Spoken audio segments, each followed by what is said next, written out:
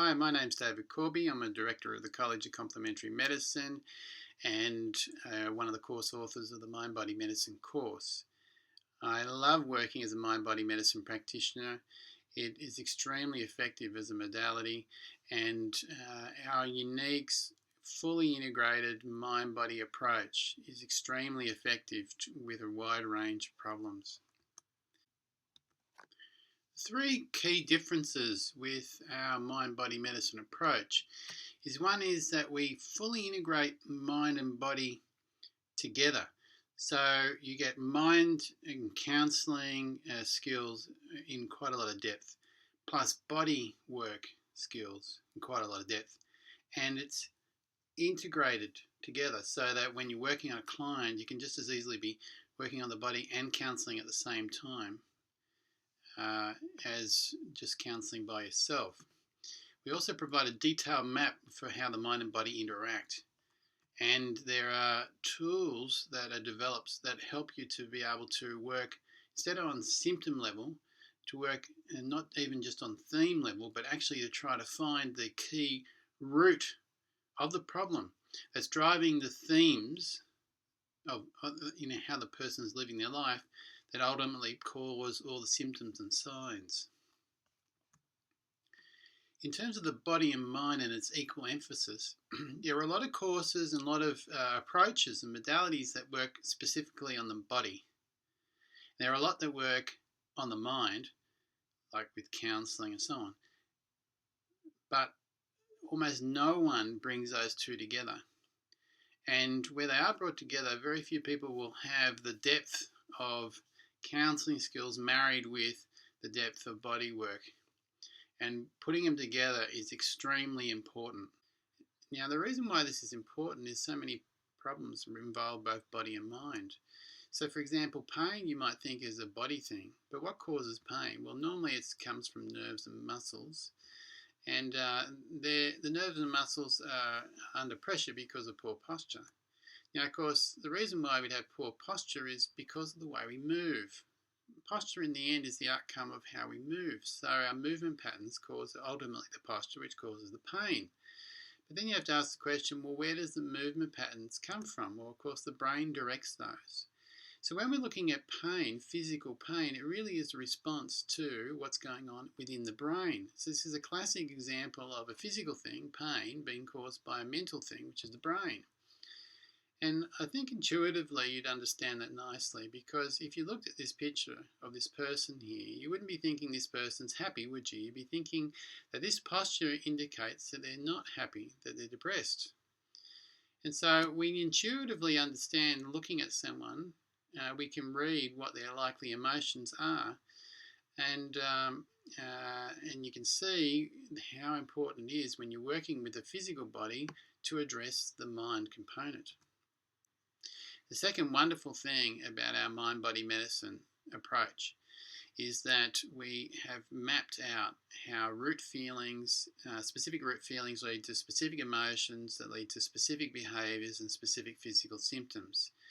And this is based on traditional Chinese medicine understandings that aren't actually really taught much anymore, but that have been used for thousands of years and extremely insightful. And what this allows us to do is to make what appears to be a complex presentation of physical and emotional symptoms much simpler, where there may be only really 2 or 3 key themes.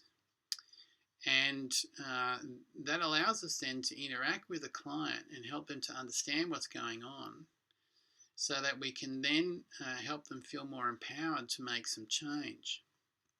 Just as an example of this, one of the root physical feelings we have relates to loss. It affects particularly the lungs and this upper part of the body.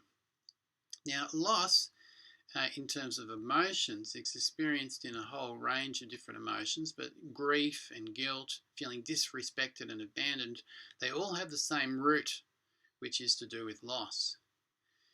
And then when we feel this way, we often will try to belong and try to be valued.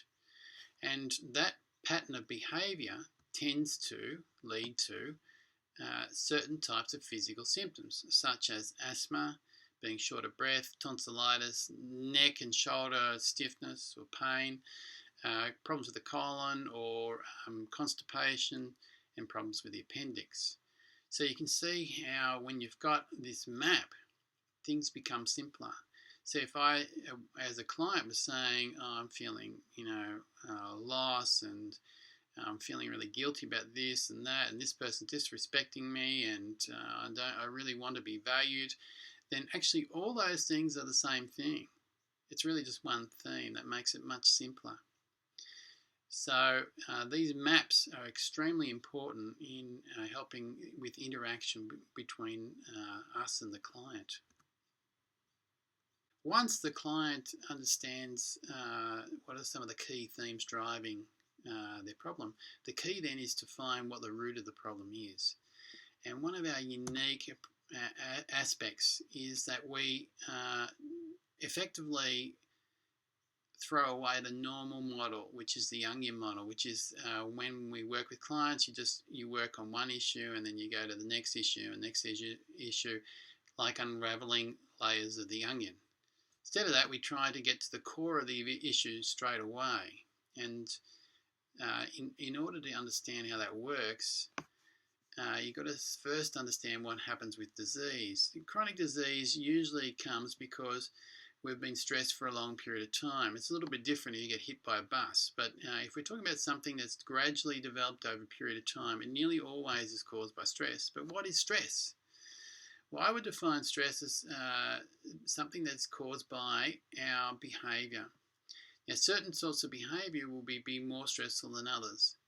And when we adopting behaviour in order to meet our needs, that's always stressful. So, for example, if I want to be loved, I may then try to care for others or look after them or submit in order to be loved. Doing that sort of behaviour in order to get an outcome is always stressful. What's not stressful is when I just freely am who I am at that moment in time. So it's the behaviour that causes stress. And what's really important though is we don't tend to work so much on the behaviour, but we work on what motivates the behaviour. We call that the motivator. So when we're looking at chronic disease, for us, the key thing is what actually motivates our behaviour, not the behaviour itself. So we can map behaviours to chronic disease, and we have detailed maps of that. But what we need to do is to work with the client to help them find what's motivating their behaviour. Now that's an interactive process, and we believe that the only person who can really help with that insight is the client themselves. And so the motivation is what we're targeting, and when we're working with it, the key thing is to help the client to be able to connect with themselves and get their own insights as to what's actually motivating the behaviour. So many of us do things daily that we don't, over and over again, but we don't understand why we keep doing the same thing. We make the same mistake over and over again. In order to start to get process of understanding happening, we need to be able to help the client to connect. Now, we do that through counselling, but we also do that through body work. Both are really effective. Now, for some people that are really in their heads, bodywork is the best way to help them connect. Now, of course, once you get them to connect through bodywork, you can then help with their conscious understanding by doing some counselling. But doing the two together is extremely effective. Once they get to a point where the client gets to a point where they understand the root, then we have models that really map out what the solutions to each of these root feelings are. And once the client wants to embrace one of those solutions, then we can use a whole lot of body approaches to help diffuse it. For example, acupressure. And what you find is the client not only cognitively have decided, yes, I want to do this, but by doing the body work, it's like embodies it into the body so they can really bring it out into their life. And what you see then is people change in really fundamental ways. So as I said, there are three beautiful things about our course. It integrates seamlessly mind and body. It maps out how the mind and body interacts, and it helps empower clients by helping them understand the root of their problem and then give them the tools to be able to move through what's motivating their poor behaviour so that they can change their lifestyle and have wellness.